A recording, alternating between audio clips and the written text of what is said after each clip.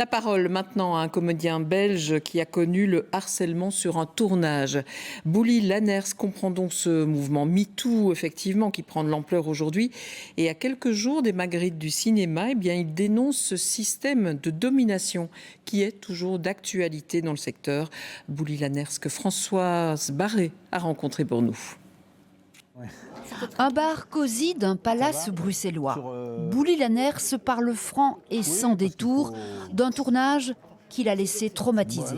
J'en ai parlé à l'époque et tout le monde s'est moqué de moi. J'ai été harcelé par une réalisatrice, plus âgée que moi.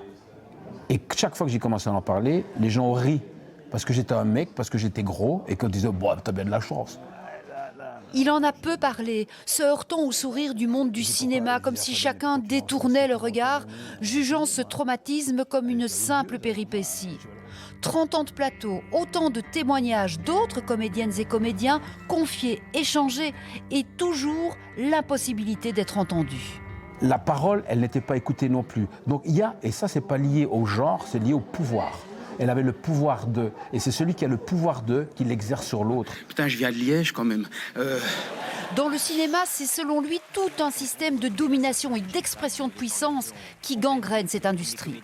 On me remet moi dans le rôle d'une comédienne et la réalisatrice dans le rôle d'un réalisateur, il y a un MeToo direct. Moi j'ai des amis qui ont été harcelés, qui ne me l'ont jamais dit, qui 20 ans après m'ont dit mais en fait celui-là... Donc c'est très dur parce qu'on a été dans un monde, dans une société où systématiquement on n'écoutait pas.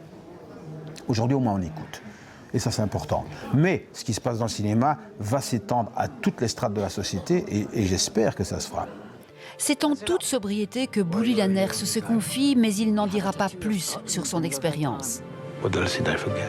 Juste ce qu'il juge nécessaire à l'analyse d'un phénomène appelant à la libération totale de toutes les paroles, enfin.